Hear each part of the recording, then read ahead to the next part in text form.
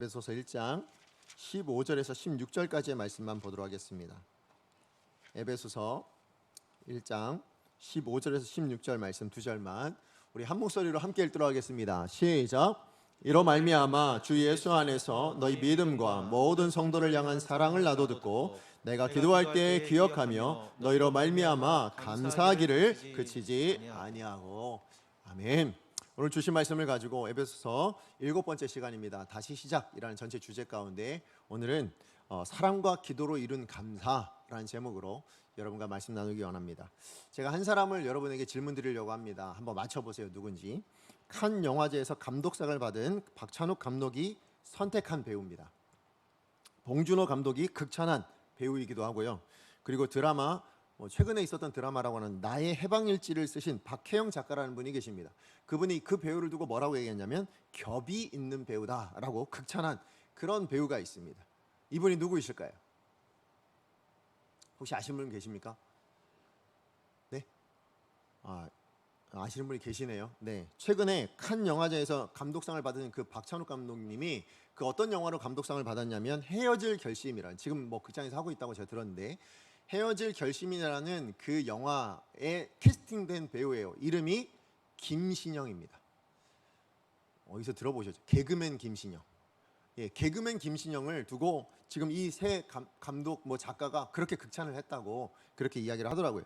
근데 사실은 제가 이 분을 잘 알아서 그런 건 아니고 저도 인터넷 찾아보고 알아봤어요. 네, 알아보니까 지금 이렇게 나와서 그래서 제가 여러분께 소개를 시켜드리는데, 제가 이분을 소개시켜드린 이유가 뭐냐면, 사실 제가 얼마 전에 모 목사님이랑, 제가 아는 지인 목사님이랑 이야기를 나누는데, 그분이 이 김신영 씨에 대해서 굉장히 감명 깊게, 그분이 참 대단하다 이런 이야기를 하시는 걸 제가 듣고 나서 저도 그게 공감이 돼서 한번 찾아보고 이렇게 지금 여러분 앞에 말씀을 드리는 건데요.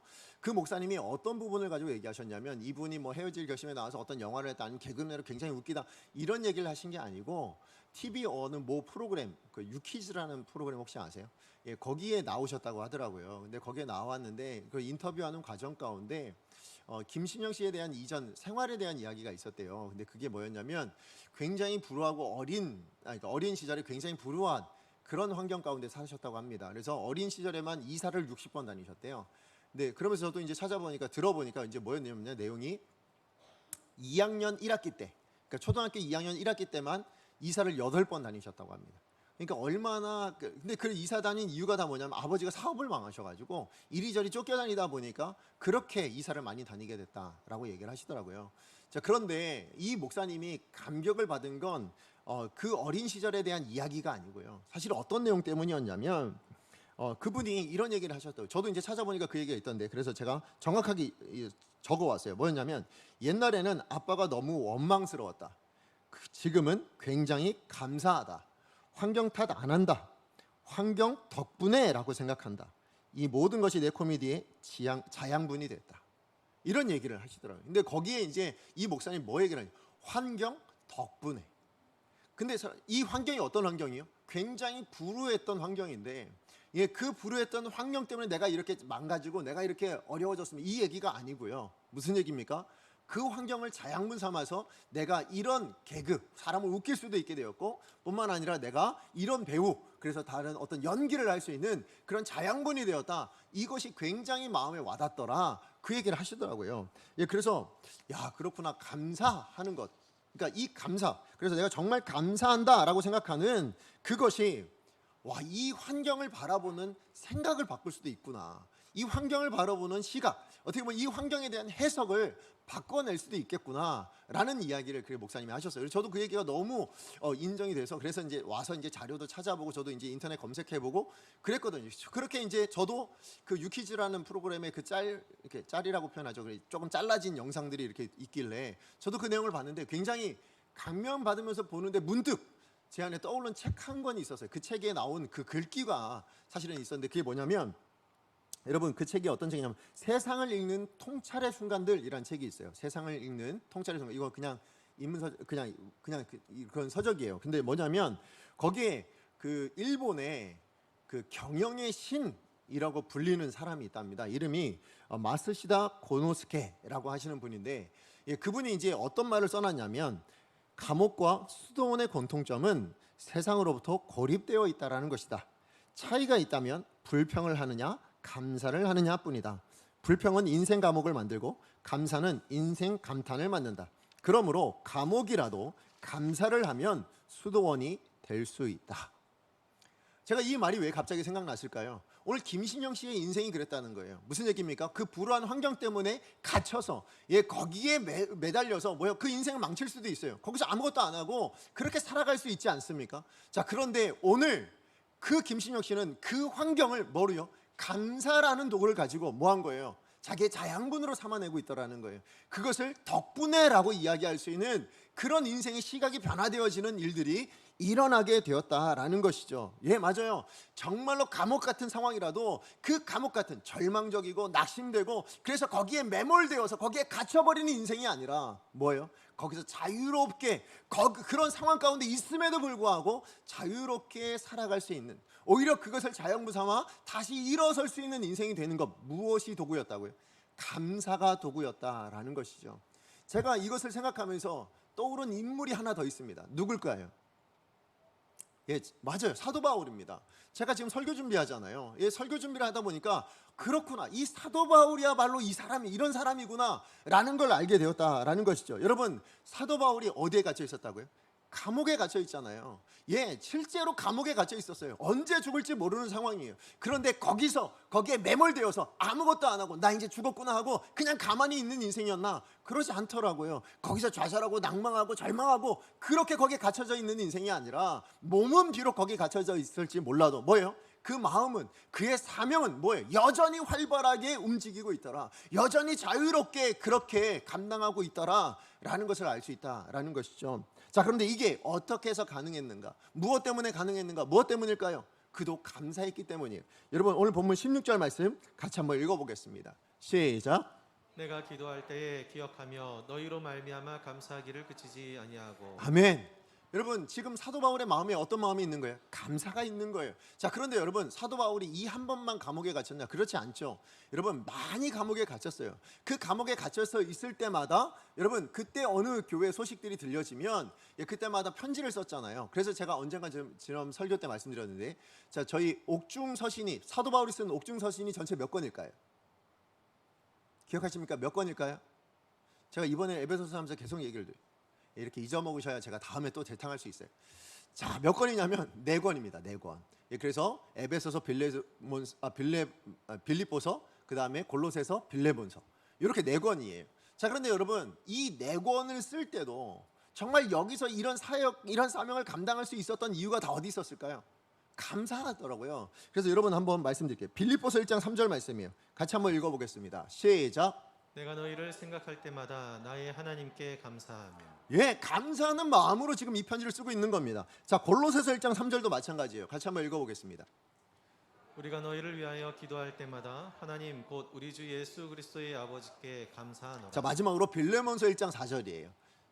내가 항상 내 하나님께 감사하고 기도할 때에 너를 말하면. 아멘. 여러분, 다 어떤 마음으로 썼다고요? 감사라는 마음이 나와서 그 감사를 가지고 기도를 하고 있더라고요. 여러분, 놀랍지 않으세요? 지금 어디서 썼다고요? 이거 옥중서신이란 말이에요. 감옥에 갇혀 있는 상황 가운데 거기서 편지를 쓰고 있는데요, 그 몸은 감옥에 갇혀져 있지만 뭐예요? 그의 마음은, 그의 생각은, 그의 사역은, 그의 사명은 여전히 감옥 안에 갇혀져서 그냥 매몰되어서 아무것도 못하는 그런 인생이 아니더라라는 것이죠. 오히려 그의 사명은 더 열심히, 사실은요, 감옥 바깥에 있는 사람들, 지금 현재 사도 바울은 어디 갇혀 있어요? 감옥에 갇혀 있지만 지금 감옥에 갇혀 있는 사람이요, 감옥 바깥에 있는 사람들만큼이나, 아니 어쩌면 그보다 더 많은 사역을 지금 감당하고 있는 거 아닙니까? 복음을 증거하고요, 교회를 돌아보고요, 이런 모든 일들을 감당할 수 있었던 이유, 그리고 말씀을 증거하고 그렇게 하나님 앞에 그 영광을 찬송하고 노래할 수 있었던 이유가 어디 있었다고요? 바로 감사 때문이었다라는 것을 알 수 있습니다. 예, 맞아요. 이처럼 사도 바울은요, 하나님께서 맡기신 그 자기에게 맡기신 사명이 있잖아요. 사실은 우리는 사명이라 그러면 뭔가 대단한 거, 어마어마한 걸 생각하지만 그러지 않아요. 오늘이란 하루가 우리에게 사명이잖아요. 그렇잖아요. 오늘이란 하루를 하나님의 뜻대로 살아내라고 주신 날이 오늘입니다. 사도 바울도 마찬가지예요. 하나님의 뜻대로 살아내기 위해서 그 오늘이란 하루를 살아내고 있는데요, 그런데 뭐예요? 그 오늘이란 하루 안에 감옥이 있는 거예요. 그 오늘이라는 하루 안에 이 절망적인 상황 같은 것이 있는 거예요. 자, 그래서 거기에 갇혀져서 아무것도 못하느냐? 그러지 않더라라는 것이죠. 그의 하나님 뜻을 향한 그 사명이 막혀지지 않더라라는 것입니다. 여러분, 대적들이 왜 사도 바울을 감옥에 가뒀을까요? 무슨 이유로 가뒀을까요? 복음 증거하는 게 싫거든요. 그러니까 뭐예요? 갇히면 못하겠지라고 생각했지 않았겠습니까? 갇히면, 가둬두면 아무것도 못하겠지라고 생각해서 가둬놨을 텐데 뭐예요? 그러지 않더라는 거예요. 가둬놔도 여전히 그의 사명, 그의 삶은 여전히 진행되고 있더라라는 것이요. 무엇을 가지고요? 그 감옥이라는 곳에서 감사라는 도구를 가지고요. 자, 그러니까 우리 김신영 씨의 말씀처럼 뭡니까? 환경 덕분에인 거예요. 그죠? 환경 덕분에 뭐예요? 이 감옥이란 상황 덕분에 쓰여진 성경이 뭐라고요? 옥중서신의 4권이나 되지 않습니까?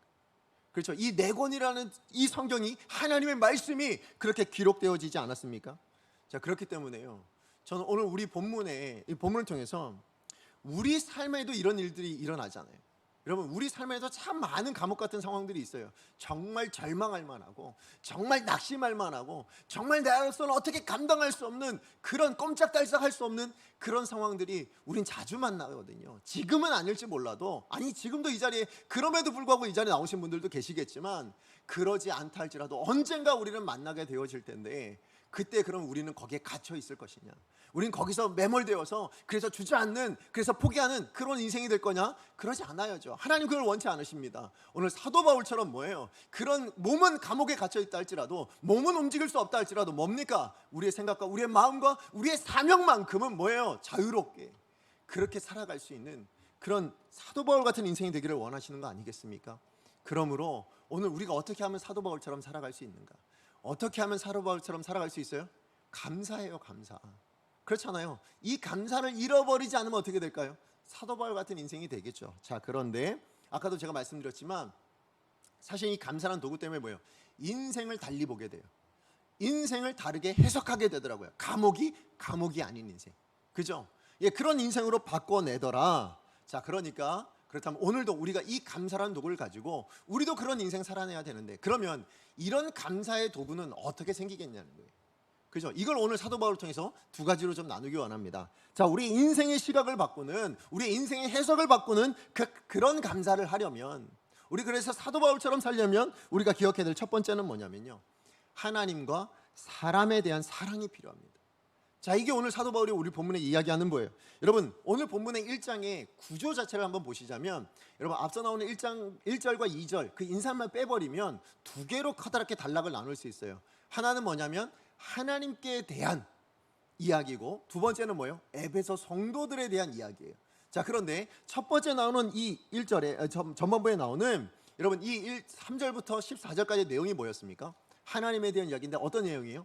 삼위 하나님께서 나를 어떻게 구원해 내셨는지, 그래서 성부 하나님은 구원 사역을 예정하셨고 선택하셨고 계획을, 마스터 플랜을 준비하셨고, 예수님 어떻게 하셨다고? 그 계획대로 이루어 주셨고 성취해 내셨고, 성령 하나님 어떻게 하셨습니까? 그거를 우리 각 사람 가운데 적용시켜 주셨다. 예, 이 구원에, 나 같은 인생을 위해서 삼위 하나님이 그렇게 사역하셨다라는 그 구원에 대한 감격이요, 그 구원에 대한 감사를 노래하고 있는 것이 3절부터 14절까지의 내용이에요. 그게 전반부 내용이에요. 후반부 내용은 뭡니까? 에베소 성도들을 위한 기도죠. 자, 그런데 여기서요, 여러분 이 2가지를 쓰는데 둘 다 어떤 마음으로 썼냐는 거예요. 어떤 마음으로 썼다고요? 감사로 썼다는 거예요. 감사로 썼다는 겁니다. 다시 한번 말씀드리지만, 그러니까 이 사도 바울의 감사는 뭐예요? 크게 둘로 나눌 수 있는 거예요. 첫 번째는 뭐예요? 하나님에 대한 감사고요. 두 번째는 뭡니까? 자기랑 관계하고 있는 바로 그 성도들, 그죠? 자기랑 관계하고 있는 바로 그 사람들에 대한 감사, 이 2가지의 감사가 있었다라는 것이죠. 자, 아까 제가 말씀드렸지만 3절부터 14절까지 뭐예요? 하나님의 구원 사역에 대한 감사예요. 그죠? 그 감사, 그래서 감옥에서도 뭐 하는 겁니까? 그 감사 때문에 하나님을 찬송하고 있는 거 아닙니까? 자, 그런데요, 그냥 하나님을 찬송하게 된 게 나의 구원을 이루어 주셔서 감사합니다, 이것 때문에 그랬을까요? 저는 그렇지 않다고 생각합니다.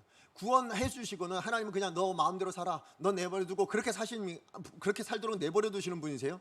그러지 않다라는 거예요. 지금 사도 바울 마음 안에는 어떤 더 감사가 있냐면, 그런 감옥 같은 상황에서도 나 혼자 두지 않는다. 여러분, 다윗이 그런 고백을 했잖아요. 시편 23편에 보면 우리 4절 말씀 같이 한번 읽어볼까요? 4절입니다.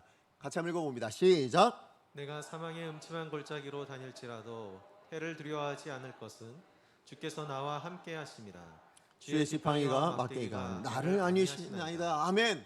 여러분, 사망의 음침한 골짜기와 같은 상황, 지금 사도 바울이 바로 그런 상황 가운데 놓여 있잖아요. 자, 그런데 거기서 사도 바울이 감사할 수 있는 이유는 어디 있어요? 하나님이 나를 혼자 두지 않는다. 하나님이 나와 함께 하신다. 하나님의 지팡이와 막대기가 나를 보호하여 주신다. 이 마음이 있으니까요. 그렇죠? 이 마음이 있으니까 그가 감사할 수 있게 되었다라는 것이죠. 맞아요. 하나님을 찬송할 수 있는 곳으로 바뀌어진 이유가 어디 있어요? 감옥이.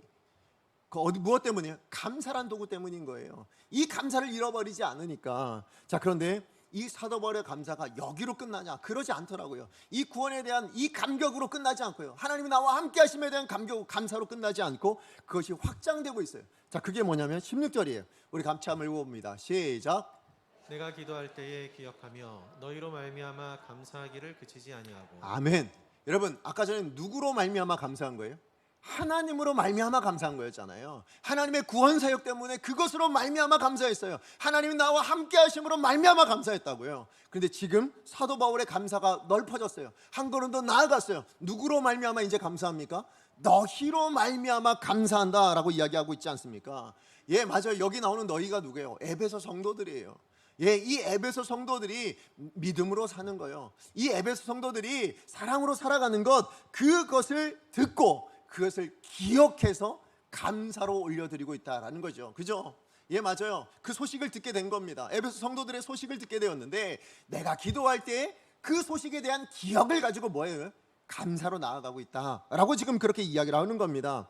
자, 그러니까 여러분, 이 감사의 내용, 이 사도 바울의 기도의 주제가 뭘까요? 에베소 성도들에 대한 중보기도죠.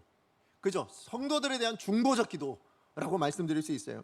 여러분, 근데 한번 생각해 보세요. 사도 바울이 지금 머물고 있는 것이 어디라고요? 에베소에 있는 감옥도 아니에요. 에베소에서 오히려 더 멀리 떨어져 있는 로마의 감옥에 갇혀져 있습니다. 그럼에도 불구하고 지금 이 사도 바울이요, 누구의 소식에 귀를 기울이고 있는 거예요? 지금 에베소 성도들에 대한 소식에 귀를 기울이고 있는 거예요. 뿐만 아니라 그것을 그냥 한번 듣고 그냥 흘려버리고, 아, 그랬어? 하고 그냥 끝낸 게 아니라 뭐라고요? 기억하고 있다고 얘기합니다. 그리고 기억한 정도가 아니라 뭐예요? 그것을 가지고 하나님 앞에 그들을 위해 기도하고 있는 이 사도 바울의 모습이요. 근데 여러분, 이렇게 귀를 기울여서 그들의 소식 듣기를 원하고 그것을 기억하고 더 나아가서 그것을 가지고 그들을 위해 기도할 수 있는 이것은 여러분 어디서 나올까요? 여러분, 이런 삶의 태도요, 이런 삶의 방식은 어디서 나오냐는 거예요. 무엇에서 비롯될까요? 사랑에서 비롯된다는 거죠. 그죠? 사랑하니까 뭐예요? 소식에 관심이 있는 거예요. 사랑하니까 뭡니까? 그것을 기억할 수 있는 거예요. 사랑하니까 뭐 하는 겁니까? 그들을 위해 기도할 수 있다라는 것입니다. 여러분, 사실 신약 성경이에요, 거의 절반을 차지하는 게 누가 쓴 성경일까요? 사도 바울이 쓴 편지예요. 자, 그런데 이 사도 바울이 쓴 편지는 다 어디로 보내는 편지였습니까? 교회로 보내는 편지였어요. 각각의 교회들에게 보내는 편지였습니다. 자, 그렇다면 사도 바울은 왜 그 교회를 향해서 이렇게 많은 신약성의 거의 절반에 가까운 편지를 그렇게 썼을까요? 무엇 때문에 쓴 겁니까? 사랑하니까 쓴 거죠. 관심이니까 쓰는 거예요. 애정이 있으니까 쓰는 거예요. 그 교회의 어떤 어려움들, 그 어떤 문제들을 보고, 아, 내가 저거를 해결해 줘야 되는데, 저건 하나님의 뜻대로 이렇게 해결돼야 되는데, 그런 마음이 있으니까 뭡니까? 각각의 편지를 써서 그들에게 보내주었다라는 거죠. 다 어디서 나온다고요? 사랑에서 나오더라라는 것이죠. 자, 그런데 여러분, 오늘 본문에서도 보면 지금 이 에베소 성도들의 삶의 모습에서도 다들 그게 묻어나옵니다. 우리 15절 말씀 다시 한번 읽어볼까요? 시작.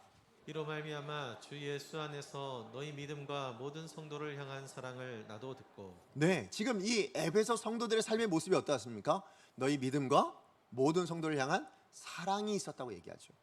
예, 맞아요. 성도는 뭡니까? 사랑하는 존재예요. 여러분, 사랑이 있는 존재라고요. 자, 그런데 여러분, 여기서 생각해야 될 게 뭐냐면 믿음이 먼저라는 게 중요합니다. 자, 이게 무슨 얘기냐면, 여러분, 믿음이 뭐예요? 믿음이 뭡니까? 하나님을 향한 거잖아요. 그죠? 하나님과 나와의 관계 안에 일어나는 일이 믿음입니다. 자, 그러니까 이 하나님과 나와라는 이 수식적인 이 관계에 더해서 여러분, 모든 성도에 대한 사랑은 뭡니까? 여러분, 성도 간의 사랑은 뭐예요? 수평적인 사랑이라 얘기할 수 있잖아요. 사람과 사람 사이의 사랑이에요. 예, 맞아요. 여러분, 옷을 만들 때 어떻게 합니까? 시줄과 날줄이 필요해요. 수직과 수평이 필요한 거예요. 예, 이런 시줄과 날줄들이 모여서 어떻게 돼요? 옷감을 만들어내서 옷을 만들어내지 않습니까? 예, 맞아요. 여러분, 믿음이 그것만은 안 된다는 거예요. 하나님의 역사를 만들어내는 건 뭡니까? 하나님의 일을 이루어내는, 하나님의 이 영적인 작품들을 만들어내는 건, 그런 삶을 살아낼 수 있는 건 뭐예요? 우리 안에 무엇이 필요합니까? 두 가지가 필요해요. 우리 여러분, 시줄과 날줄처럼 뭐가 필요하다고요? 하나님에 대한 믿음이 필요하고요. 그 다음에 뭐가 필요하다고요? 성도들 간에, 사람들 간에 관계 안에서 수평적인 이 사랑, 이 두 가지가 작동되어야 뭐가 돼요? 하나님의 영적인 작품이 만들어진다고요. 예, 그게 교회요, 그게 가정이요, 그게 우리 성도들의 삶의 모습이다라는 것을 알려주고 있는 것입니다. 자, 그러니까 여러분, 여기 나오는 이 성도들 간의 사랑은요, 시시한 사랑이 아니에요. 왜요? 어떻게 알 수 있느냐? 여러분, 아까 보니까 성도 간의 사랑 앞에 어떤 수식어가 붙었어요. 뭡니까? 어떤 사랑이에요? 성도 간의 사랑인데 어떤 사랑입니까? 모든 성도를 향한 사랑이에요. 그죠? 모든 성도를 향한 사랑이에요. 여러분, 이게 가능합니까? 여러분, 우리가 살아가면서 이게 가능하던가요? 잘 안 되죠. 그죠? 왜요? 당연합니다. 아무리 천성이 훌륭하고요, 아무리 성격이 좋고, 아무리 마음씨가 고와도 뭐예요? 나랑 다른 사람은 싫어요. 나랑 다른 생각을 하면 싫어요. 가치가 다르고요, 생각이 다르고, 판단의 기준이 다르면 예, 그런 사람들이 꼭 있거든요. 그럼 뭐예요? 싫어지거든요. 예, 꼭 싫어지진 않더라도 뭐예요? 같이 하고 싶지 않아요. 예, 그게 우리 사람들의 일반적인 모습인데, 그렇다면 우리도 그렇게 살아야 되는가? 아니요. 여러분, 기억하십시오. 오늘 에베소 성도들에 대해서 감사하고 있는 사도 바울의 감사는 뭐예요? 모든 성도들을 향한 사랑 때문에 감사하고 있잖아요. 그럼 무슨 얘기예요? 에베소 성도들은 어떻게 살았다는 거예요? 모든 성도들을 사랑하며 살았대요. 근데 이게 어떻게 가능하게 됐느냐? 오늘 그 순서가 뭐라고요? 하나님에 대한 이 수직적인 관계예요. 이 믿음이 살아있으면, 이 믿음이 작동되어지면 어떻게 된다고요? 이 성도들 안에 모든 성도를 향한 사랑이 진행될 수 있다라는 것입니다. 여러분, 우리 특별히 여기 나오는 우리 성도 간의 사랑 있잖아요. 아니면 우리 사람 간의 이 수평적인 사랑, 이거 굉장히 교회나, 특별히 우리 교회나 우리 성도라면 이건 정말 귀한 것이다, 아니 정말 중요한 것이다 라는 것을 여러분 아셔야 합니다. 제가 이걸 어떻게 알게 됐냐면, 제가 이 말씀 준비하는데요, 문득 요한계시록이 갑자기 떠오른 거예요. 근데 뭐가 떠올랐냐면, 여러분, 이 요한계시록이에요. 이 요한계시록의 가장 첫 부분에 뭐가 나오냐면, 일곱 교회에 대한 예수님의 칭찬과 책망이 나와요. 여러분 다 아시죠? 자, 그런데 그 일곱 교회 중에요, 가장 먼저 나온 교회가 어딜까요? 가장 먼저 나온 교회, 눈치채셔야죠. 어딜까요? 에베소 교회입니다. 예, 에베소 교회가 가장 먼저 나와요. 자, 그러면 어떤 칭찬과 어떤 책망을 들었는가? 우리 같이 한번 요한계시록 2장 2절에 4절입니다. 같이 한번 읽어보겠습니다. 시작. 내가 내 행위와 수고와 내 인내를 알고 또 악한 자들을 용납하지 아니한 것과 자칭 사도라 하되 아닌 자들을 시험하여 그의 거짓된 것을 내가 드러낸 것과 또 내가 참고 내 이름을 위하여 견디고 게으르지 아니한 것을 아노라. 그러나 너를 책망할 것이 있나니 너의 처음 사랑을 버렸느냐. 아멘. 지금 여러분, 이 에베소 교회는요, 칭찬할 것이 굉장히 많은 교회입니다. 그죠? 지금 2절부터 4절까지 2절, 3절이 다 뭐예요? 칭찬하는 내용이에요. 그것도 어마어마하게 길게 칭찬을 하고 있습니다. 예, 내 행위와 수고와 인내를 알고 약한 자를 용납하지 않고요, 사도라 하는 자들을 시험하여 그 거짓된 것을 드러내고 내 이름을 견디고 게으르지 아니한 이 모든 것들이 있는 교회, 그게 에베소 교회예요. 얼마나 좋은 교회입니까? 자, 이런 좋은 교회, 그러니까 사도 바울도 뭐예요? 물론 이 사도 바울이 지금 사역하고 있는 이때는 한참, 지금 이 요한계시록 쓰여질 때 한참 시간이 지났는데요. 그러니까 먼저 이 에베소 교회 성도들의 감사를 지금 사도 바울이 하고 있는 거지만, 시간이 한참 지난 뒤에 일어난 이 요한계시록 일이지만, 그래도 뭐예요? 이 사랑 때문에 사실은 또 이 건강한 이런 교회이기 때문에 뭐예요? 사도 바울이 감사하고 있는 거 아닙니까? 자, 그런데 시간이 지나고 시간이 흘러보니까 어떤 일이 일어납니까? 예수님께서 그 좋았던 에베소 교회를 향해서 무섭게 책망을 하고 있다는 거예요. 예, 무섭게 심판의 말씀을 말하고 있어요. 그 이유가 어디 있다고요? 처음 사랑을 잃어버렸기 때문이라는 거예요. 처음 사랑을 잃어버렸어요. 근데 여러분 여기 나오는 이 처음 사랑이 그럼 누굴 향한 사랑일까요? 누굴 향한 사랑일까요? 우리는 보통 다 저도 그랬던 것 같아요. 하나님 사랑인 줄 알았어요. 하나님 사랑인 줄 알았는데 제가 이 말씀을 보고 또 묵상하다가 여러분 제가 책을 하나 찾았는데 그게 뭐냐면 우리 합동신학대학원 제가 공부할 때 김추성 교수님이라는 분이 계십니다. 이분이 요한계시록을 전공하셨거든요. 자, 그런데 이분이 쓰신 그 요한계시록 주석이 있는데 거기에 이 처음 사랑에 대해서 이렇게 말씀하시더라고요. 제가 읽어드릴게요. 처음 사랑은 하나님 사랑과 이웃 사랑을 모두 포함한다. 왜냐하면 하나님 사랑과 이웃 사랑은 서로 불가분리의 관계이기 때문이다. 하나님의 사랑은 이웃 사랑을 통해서 드러나야 참된 하나님 사랑이다. 요한이 이웃 사랑을 말할 때 하나님 사랑은 이미 전제되어 있다. 요한은 하나님 사랑을 전제하지 않고 이웃 사랑을 말하지 않는다. 무슨 얘기예요? 여기 이 처음 사랑은 어떤 사랑이라고요? 하나님 사랑과 이웃 사랑을 같이 얘기하는 거다. 그 얘기를 지금 하고 있는 거예요. 자, 그러면서 인용한 성경 구절이 뭐였냐면 요한일서 4장 20절입니다. 요한일서 4장 20절 같이 한번 읽어볼게요. 요한일서 4장 20절입니다. 함께 있습니다. 시작. 누구든지 하나님을 사랑하노라 하고 그 형제를 미워하면 이는 거짓말하는 자니 보는 바 그 형제를 사랑하지 아니하는 자는 보지 못하는 바 하나님을 사랑할 수 없느니라. 아멘. 여러분 오늘 본문에서요 지금 사도 바울이 하나님 앞에 감사기도 드렸던 그 기도 제목이 뭐예요? 너희 믿음과 그 다음 뭡니까? 모든 성도를 향한 사랑을 듣고예요. 그죠? 모든 성도를 향한 사랑이 있는 교회가 에베소 교회였습니다. 모든 성도들을 품어줄 수 있었던, 그렇게 포용할 수 있었던 교회가 에베소 교회였습니다. 자, 그런데 시간이 지나고 나니까, 그렇게 흐르고 나니까 뭐예요? 그 처음 사랑을 잃어버려서, 그래서 뭐예요? 그것 때문에 촛대를 옮기겠다고 예수님의 무서운 심판을 듣게 되어지는 그런 교회가 되고 말았다라는 것입니다. 여러분, 저는 우리가 혹시 그런 길을 걷고 있는 것은 아니 우리 가정이 그렇고요, 여러분 우리 사회가 그렇고요, 우리 교회가 혹시 에베소 교회의 길을 걸어가고 있는 것은 아닌지 우리 자신을 점검하고 돌아봐야 될 줄로 믿습니다. 처음부터 미운 사람이 있습니까? 그러지 않아요. 언젠가 사고 만나고 좀 더 가까워지면 가까워질수록 뭐예요? 그 미움의 간격이 커지더라고요. 여러분 정말로 이 사랑이 없으면, 여러분 이 사람과 사람 사이의 사랑이 없으면 뭐가 없는 거라고요? 하나님 사랑은 거짓이라는 거예요. 여러분 하나님 사랑하십니까? 여러분 정말로 하나님 사랑하세요? 그런데 어떻게 이웃을 사랑하지 않을 수 있느냐? 이게 요한 사도가 한 얘기예요. 사도 요한이 했던 이야기라고요. 오늘 사도 바울도 그 얘기를 해주고 있는 겁니다. 오늘 예수님이 그것에 대해서 책망하고 계신다는, 어찌하여 너희가 가지고 있었던 그 사랑을, 사도 바울이 그렇게 칭찬하고 감사했던 그 사랑의 모습을 잃어버렸느냐? 사랑을 잃어버렸으니 뭐예요? 그 앞에 있는 모든 그 칭찬했던 내용이 아무 소용이 없는 거예요. 뭐라고 얘기하십니까? 그거 회복하지 않으면 다 촛대로 옮겨버리겠다니까요. 그렇게 말씀하지 않습니까? 그러니까 우리가 사람들을 사랑하는 거예요. 이거는 굉장히 중요한 일입니다. 특별히 우리 성도라면, 교회라면 이것은 굉장히 중요한 거예요. 왜 사랑하십니까? 원수를 사랑합니다. 왜 사랑하십니까? 아니 어떻게 원수를 사랑할 수 있습니까? 그럼 우리는 뭐라고 해야 됩니까? 뭐라고 해야 돼요? 제가 성도이니까 그렇습니다. 제가 목사이니까 그렇습니다. 제가 그렇게 말할 수 있어야 돼요. 사실 제가 이 얘기는 어저께 집에 이제 저희 설교 준비 다 마치고 집에 들어갔는데요, 저희 집에 TV가 켜져 있더라고요. 봤는데 그때 닥터 로이언가? 거기에 나오는 그 마지막에 원수 같은 사람의 심장 수술해가지고 살리거든요. 근데 그 심장 수술했던 사람이 물어요.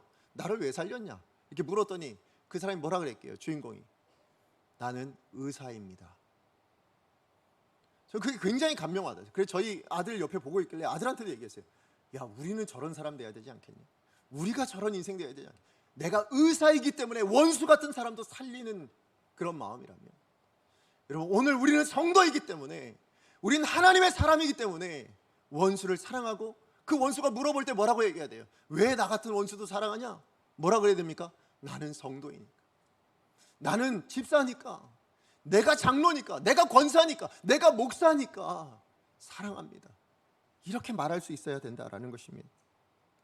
그러므로 저는 우리 강성교회가 나아가야 될 방향은 여기 있다고 생각합니다. 여러분 어느 하나에 치우치는 교회가 아니에요. 여러분 이 두 가지 균형에 갇힌 교회예요. 인내하고 수고하고 악한 용납하지 않는 그런 교회여야 합니다. 그런데 그것 주장하다가 그것만 강조하다가 그 과정에서 사랑을 잃어버리면 교회는 교회가 되지 못해요.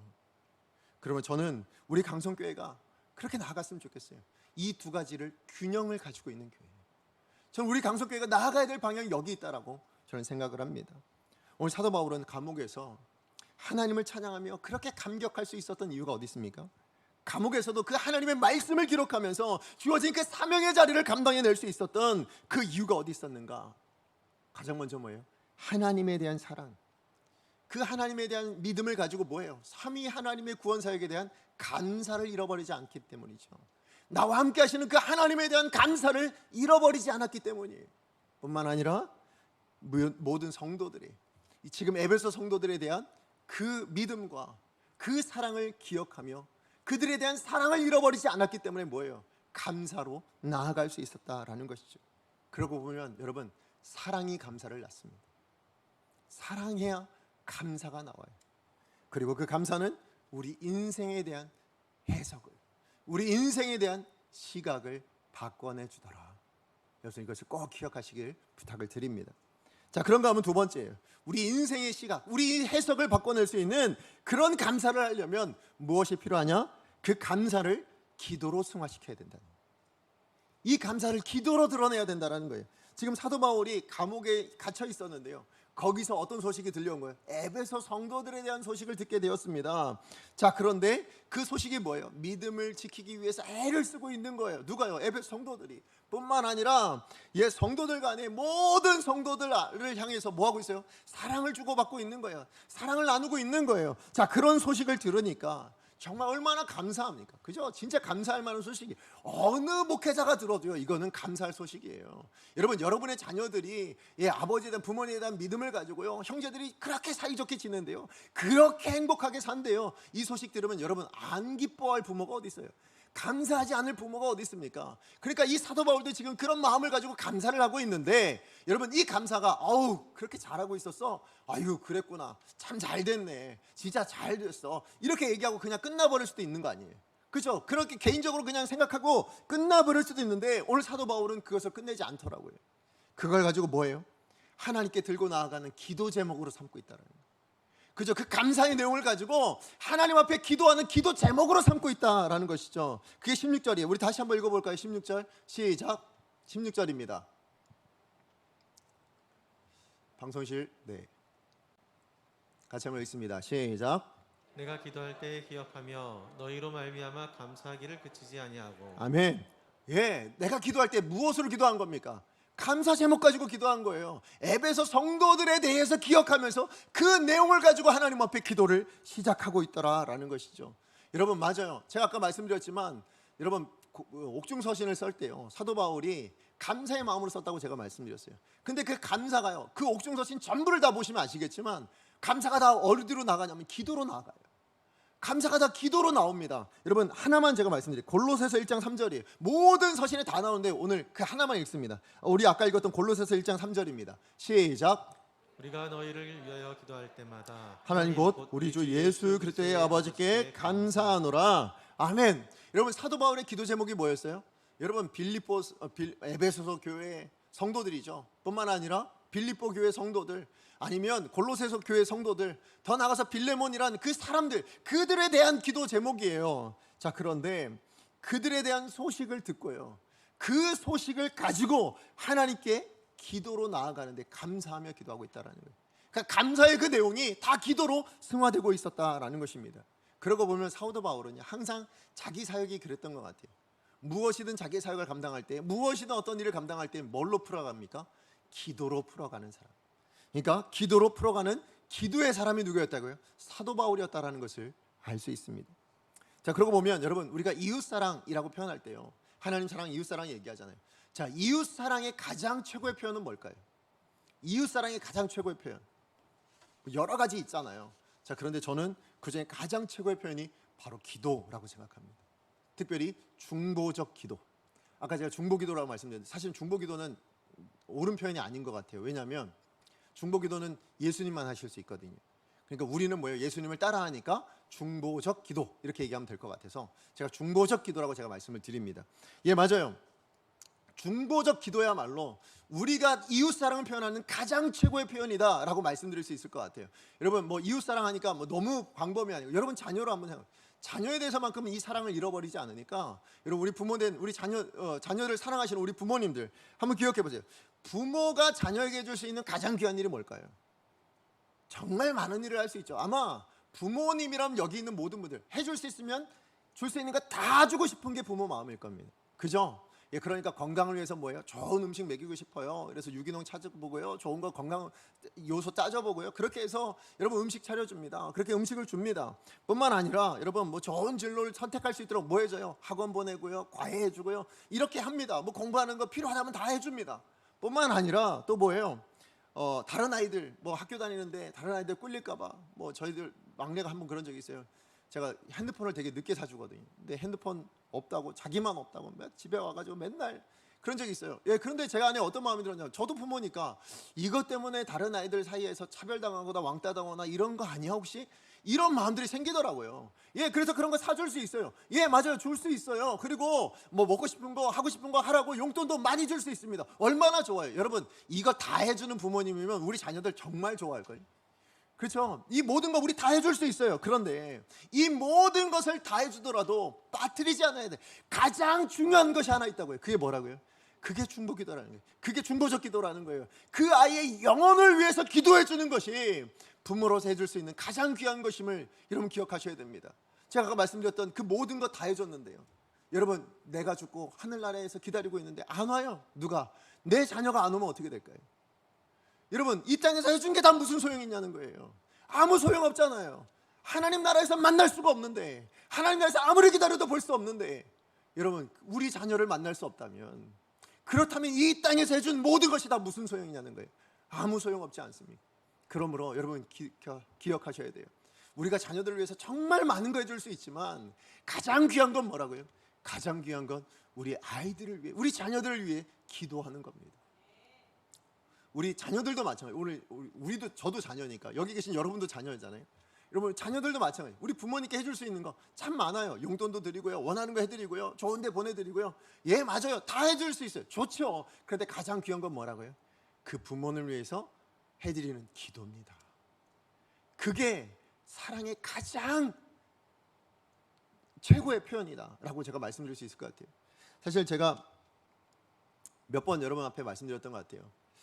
저는 저희 부모님의 기도에 대한 하나님의 응답이죠.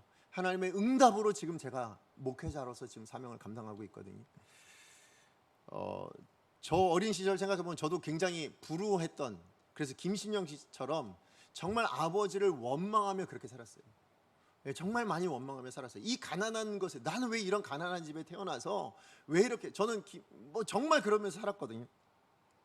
그런데 지금은 제가 그렇게 생각하지 않아요. 저는 김신영처럼 이 말을 제가 듣는데요, 내가 했던 말이랑 너무 비슷해가지고, 예, 맞아요. 저는 그 어린 시절 때문에 뭐 하냐면 지금 제가 있다라고 생각합니다.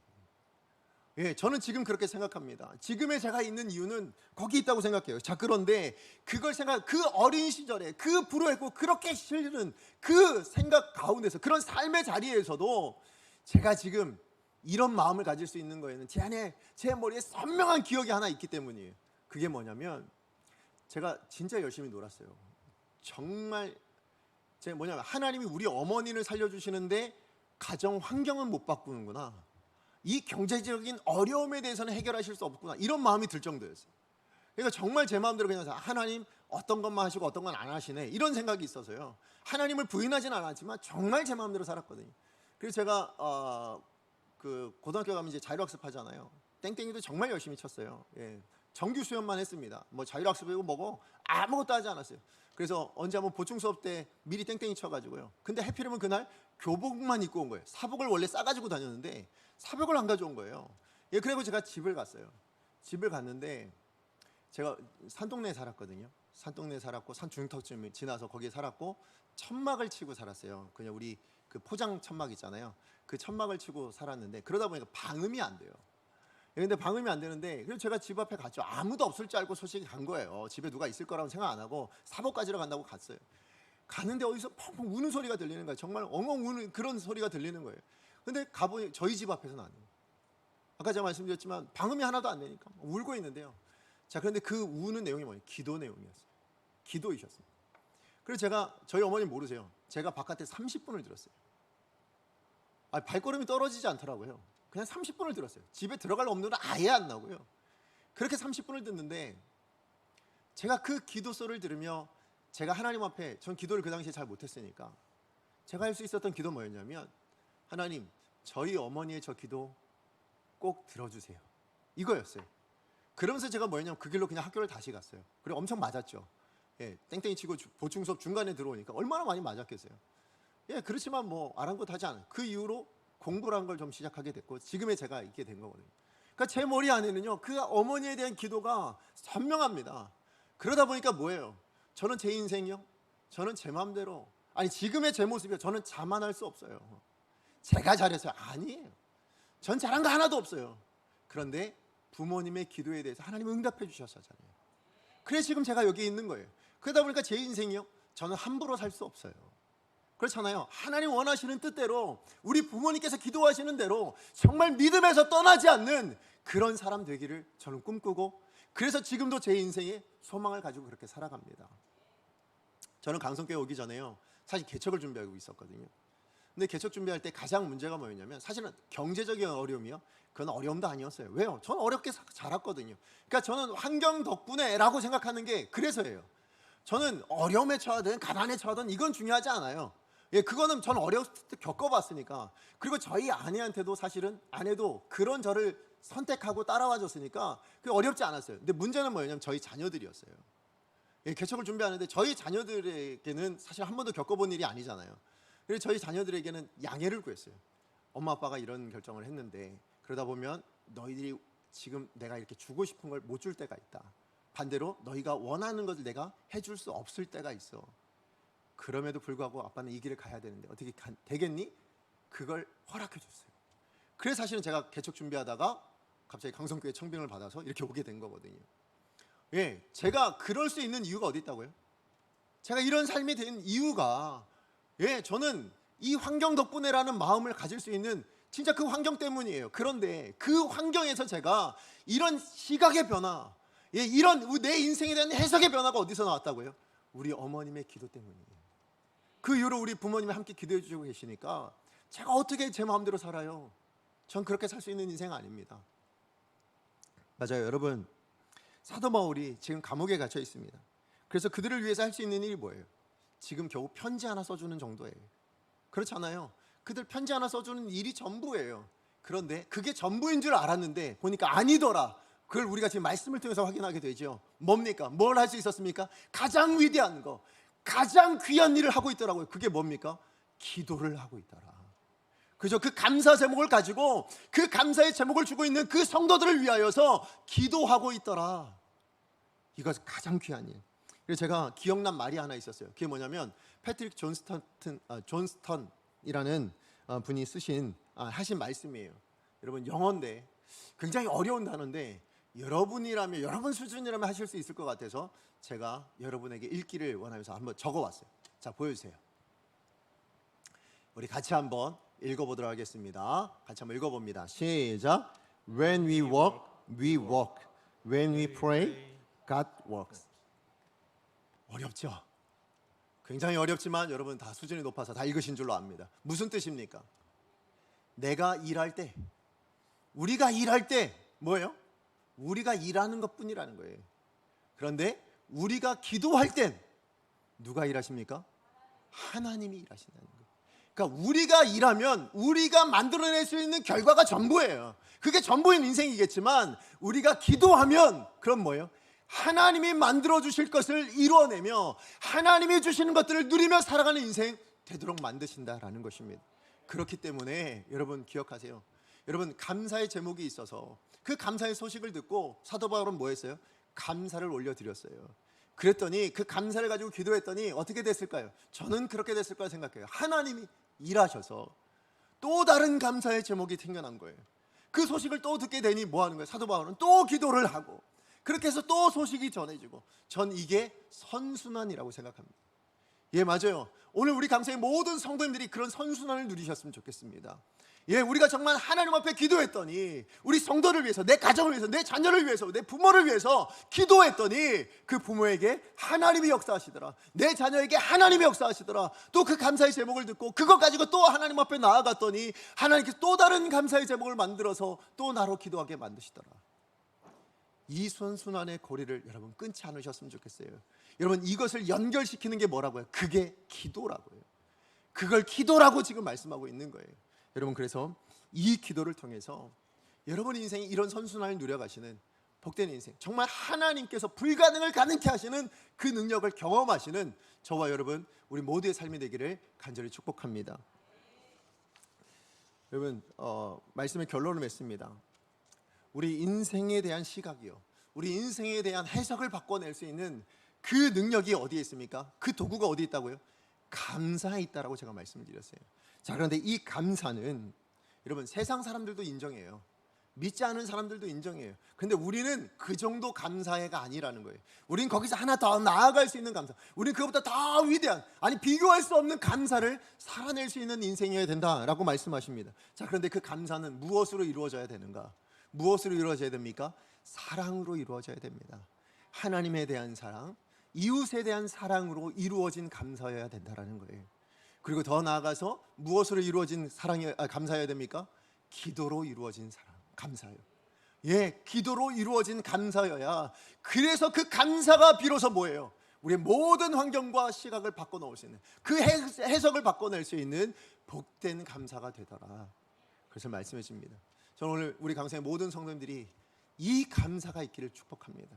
정말 사랑과 기도로 이루어진 감사, 이것을 매일매일 살아내심으로 여러분의 인생 안에 하나님이 주시는, 정말 하나님이 이루시는 그런 역사를 날마다 누리실 수 있는 복된 인생 되기를 간절히 축복합니다. 우리 함께 말씀 기억하면서 찬양하기 원합니다. 오늘 우리가 함께 부를 찬양은요, 우리 함께 기도해라는 찬양이에요. 여기 보면 여러분, 이 찬양의 가사를 쓰신 분은 저 누군지 몰라요. 근데 이 쓰신 분은 제가 볼 때는 정말 감옥 같은 상황에 있었을 거라 생각이 돼요. 정말 감옥과 같은 그런 절망적인 상황, 그런 힘든 상황에 놓여 있는 것 같아요. 자, 그런데 그때 기도하는 거죠. 우리 함께 기도하자. 누군가 그 사람을 위해서 얘기했던 것 같아요. 우리 함께 기도하자. 그럼 뭐예요? 주 앞에 나와 무릎 꿇으면 우리가 하늘을 향해, 지금 내 눈은 보이지 않는, 내 주변은 보이지 않는 꽉꽉 막힌 감옥 같은 곳이에요. 자, 그런데 거기서 하늘을 들어 우리가 손을 내밀면 뭐예요? 하늘문이 열리더라. 하늘문이 열려서 은혜의 붓줄기가 우리 삶 안에, 너의 문제 안에 차고 넘치게 내려지더라. 그럼 어떤 일이 일어납니까? 마침내 우리 기도한 것이 그냥 기도로 끝나지 않는다는 거예요. 마침내 누가 역사하십니까? 주님이 역사하실 날이 온다. 이 감옥을 해결해 주실, 이 감옥에서도 하나님이 함께 해주셔서 함께 해주시겠다고 주님이 오신다. 언제요? 마침내. 여러분, 마침내가 뭐예요? 반드시 일어날 때가 있다라는 거예요. 반드시 하나님 역사하실 때가 있다라는 것입니다. 그 마침내 오셔서 우리 위에 부어주실 것이라고. 무엇이 그것을 가능하게 한다고요? 기도가 가능하게 하더라. 여러분, 그래서 뭐 하는 거예요? 이 내용을 가지고 감사하는 거죠. 그렇죠? 이런 인생 사는 인생이 감사할 수 있는 거 아니겠습니까? 이런 감사를 가진 사람이 어찌 감옥 안에 갇히며 살겠습니까? 어찌 지금 감옥이라고 낙망하고 절망하며 살겠습니까? 이 은혜를 내가 아는데, 그렇잖아요. 이 은혜를 내가 무엇인지를 안다면 그곳에서도 사도 바울처럼 사는 인생 되지 않겠습니까? 김신영 씨처럼 그렇게 살아가는 인생 되지 않겠냐고요. 저는 우리 그런 마음을 가지고 오늘 이 찬양을 같이 고백합니다. 여러분의 삶을 좀 이렇게 투영해서 그렇게 찬양했으면 좋겠습니다. 우리 함께 기도해. 우리 함께 기도해. 우리 함께 기도해. 주 앞에 나와, 주 앞에 나와 무릎 꿇고 긍휼 베푸시는 주, 하늘을 향해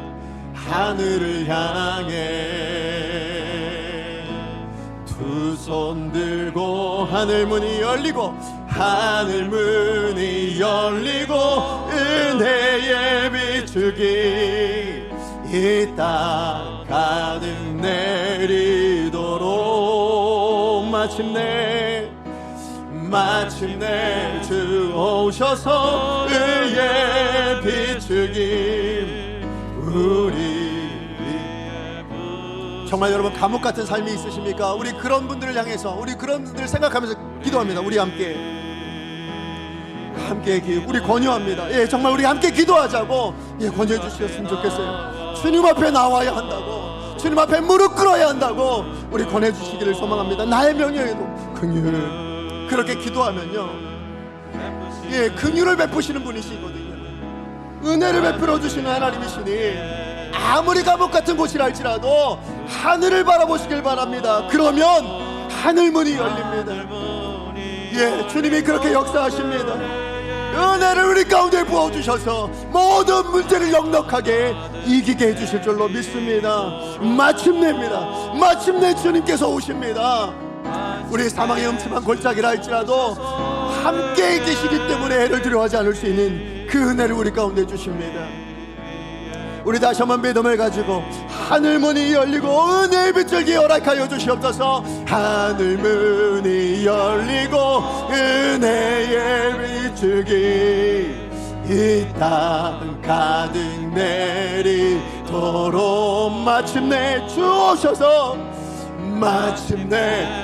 오셔서 의의 비추기 우리 위에 부시도록. 우리 말씀 기억하면서 우리 또 찬양 기억하면서 같이 기도했으면 좋겠습니다. 우리 찬양 기도할 때 먼저 여러분 감옥 같은 상황에 놓여 계십니까? 여러분 정말로 감옥 같은 상황이 있다면 오늘 이 찬양의 가사처럼 기도해 보세요. 여러분 정말 낙심하지 말고 절망하지 말고 하나님께 감사의 제목을 찾아서 여러분 주변에 있는 사람들의 감사의 제목을 찾아서 하나님 앞에 기도해 보십시오. 그러면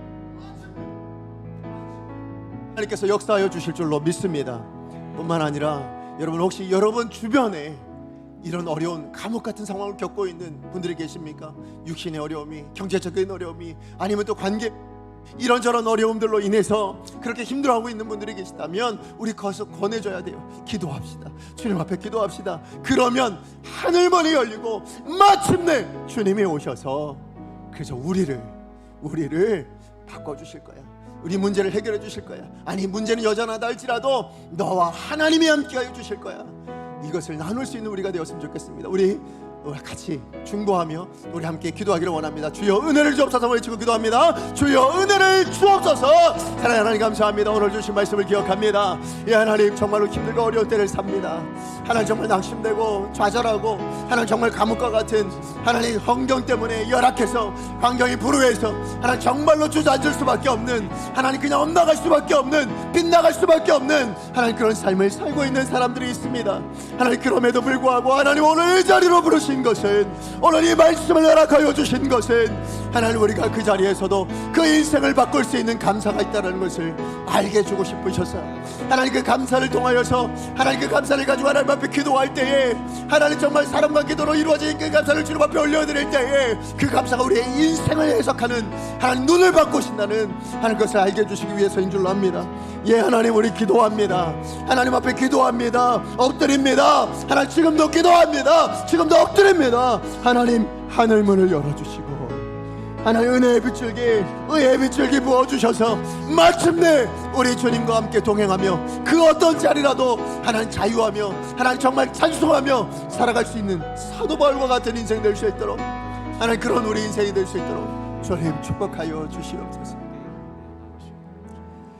사랑하는 하나님 감사합니다. 오늘도 말씀을 통해서 우리에게 주신 하나님의 말씀과 하나님의 뜻이 무엇인지를 분별할 수 있도록 해주셔서 감사합니다.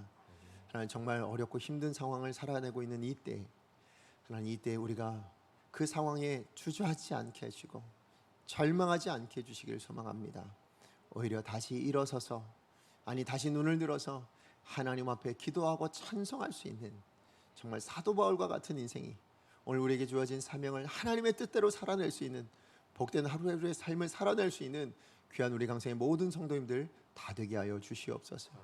하나님 그것을 위해서 필요한 것이 사랑과 기도로 이루어진 감사가 필요하다는 것을 알게 해주셔서 감사합니다. 하나님, 우리 감사의 모든 성도님들 이 감사가 넘치게 하여 주시옵소서. 하나님, 또 이 감사를 이루기 위해서라도 하나님 사랑과 이웃 사랑이 필요함을 기억하고 우리 감사의 모든 성도님들 하나님 사랑, 이웃 사랑을 회복하게 하여 주시옵소서. 뿐만 아니라 기도로 감사를 이루어야 된다고 말씀해 주셔서 감사합니다. 절망적인 상황이라 할지라도 우리 믿음의 눈을 들고 우리의 손을 하늘을 향하여서 기도할 수 있는 저희가 되게 하여 주시옵소서. 그래서 마침내 우리 가운데 오셔서 함께 하시며 우리의 모든 문제를 풀어가실 하나님의 역사를 누리는 귀한 하나님의 사람들 다 되게 하여 주시옵소서. 예수님의 이름으로 기도합니다. 아멘.